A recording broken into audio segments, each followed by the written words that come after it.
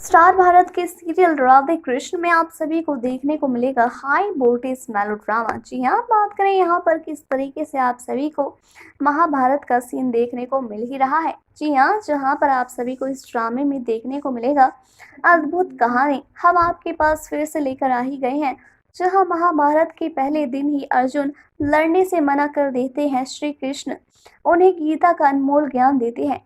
ये कहानियां तो सबने सुनी होगी, लेकिन दोस्तों महाभारत में एक ऐसा समय आया था जब श्री कृष्ण ने कर्ण से डरकर कुरुक्षेत्र में चले गए थे। और यह गाथा उस समय की है जब अर्जुन ने शिखड़ी की मदद से भीष्म पितामह को, जी हाँ भीष्म पितामह को बालों के ऊपर लेटा दिया था। भीष्म पितामह युद्ध के मैदान में हटने के बाद सूर्य पुत्र भूमि ने पहली बार इस युद्ध में प्रवेश किया, क्योंकि भीष्म पितामह ने अपने ध्वस्त शरीर कर्ण को युद्ध करने से मना कर दिया था। क्योंकि तुम एक सुत पुत्र हो और जब तक मैं इस मैदान में रहूंगा मेरे होते हुए कोई सुत पुत्र इस मैदान में नहीं उतर सकता।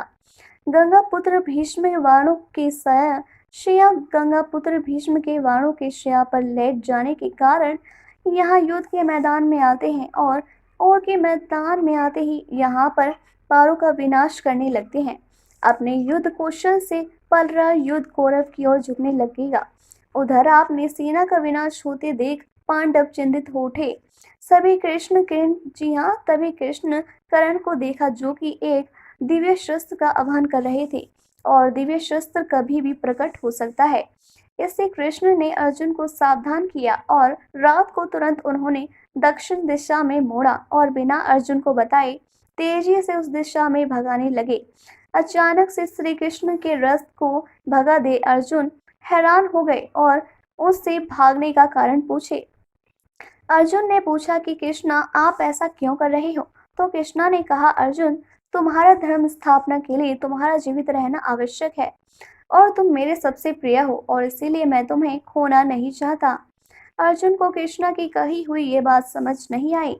अर्जुन को कृष्ण की कही ये बात नहीं आती समझ तो वही तभी श्री कृष्ण ने अर्जुन से कहा कि हे पार्थ, कर्ण दिव्यांशु का आह्वान कर रहा है और इसके कारण ही दिव्यांशु का आह्वान कर रहा, और इधर उसका लक्ष्य सिर्फ तुम हो। तुम्हारे ही वध के लिए उसने इतनी सारी दिव्य शक्तियों का आह्वान किया है।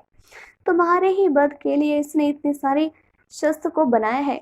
इसीलिए मैं तुम्हें कर्ण से दूर ले जा रहा हूँ और इस शक्ति का कोई कर्ण नहीं है।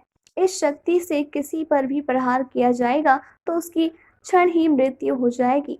जहाँ पर अर्जुन चिंतित में आ जाते हैं और कृष्णा से कहते हैं कि तुम चिंता मत करो, मैंने इस शक्ति का तोड़ निकाल लिया है। बस हमें एक ऐसा योद्धा की तलाश है जो तुम्हें इस शक्ति से बस हमें बचा सके।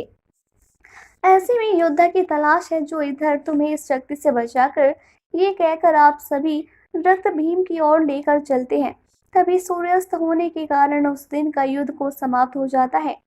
लेकिन उसके पश्चात कृष्णा भीम के पास पहुंचते हैं और कहते हैं, ऐसे सांस धर्म स्थापना के लिए इनका महत्वपूर्ण युद्ध लड़ रहे हैं और अब समय आ गया है कि तुम अपने पुत्र घटोत्कच को इस मैदान में उतरने की आज्ञा दो। कृष्णा की बात मानकर भीम घटोत्कच को मैदान में उतरने की आज्ञा दे देते हैं। अगले दिन घटोत्कच मैदान में आता है और अपने देने शरीर के कारण कौरवों का विनाश करने लगता है। कौरवों के बड़े बड़े शस्त्र का असर उस पर नहीं होता। ये देखकर अचानक से गुरु द्रोणाचार्य कर्ण के पास जाते हैं देवी शक्तियों से घटोत्कच का वध करने की आज्ञा। जी हाँ, जहाँ पर कर्ण घटोत्कच को ये कहता है और मना करते हैं कि किस तरीके से यहाँ पर शक्तियों का प्रयोग केवल एक ही बार किया जा सकता है और इसीलिए इस शक्ति को मैंने अर्जुन के वध के लिए रखा है।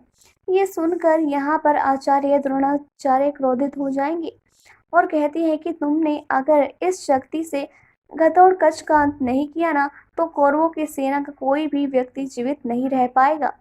इसीलिए मैं कौरव सेना का सेनापति होने के कारण तुम्हें ये आदेश देता हूँ कि तुम इसी समय घटोत्कच का अंत करो। कर्ण को आखिरकार हार कर सेनापति का आदेश मानना ही पड़ता है। घटोत्कच का अंत करने के लिए निकलना पड़ा। यहाँ पर जहाँ आप देखेंगे इंद्र की दी हुई शक्ति से घटोत्कच का अंत कर देता है, जिसकी वजह से सभी पांडव दुखी हो जाते हैं, विशेषकर उनके पिता भीम। किंतु कृष्ण मुस्कुरा रहे होते हैं और कहते हैं, अर्जुन को बचाने के लिए घटोत्कच की मृत्यु होना आवश्यक था। दोस्तों, मैंने ये शुरुआत में कहा था कि श्री कृष्ण यहाँ पर डरकर भाग रहे थे कर्ण से, लेकिन आप सभी को बता दें, श्री कृष्ण तीनों लोगों के स्वामी हैं। असल में वो अपने भक्तों के प्रेम में इस तरह से भागे थे, अपने भक्तों को बचाने के लिए, अपने भक्तों की प्राण बचाने के लिए। ऐसे में यहाँ पर किस तरीके से कृष्ण ने अपनी लीलाओं से धर्म की स्थापना की है, जहाँ ये कहानी इसका जीता जागता उदाहरण है। वेल दोस्तों, आपको आज की अपडेट कैसी लगी हमें कमेंट के थ्रू ज़रूर बताइए, एंड चैनल को लाइक शेयर सब्सक्राइब ज़रूर करें। Okay bye, thanks for watching.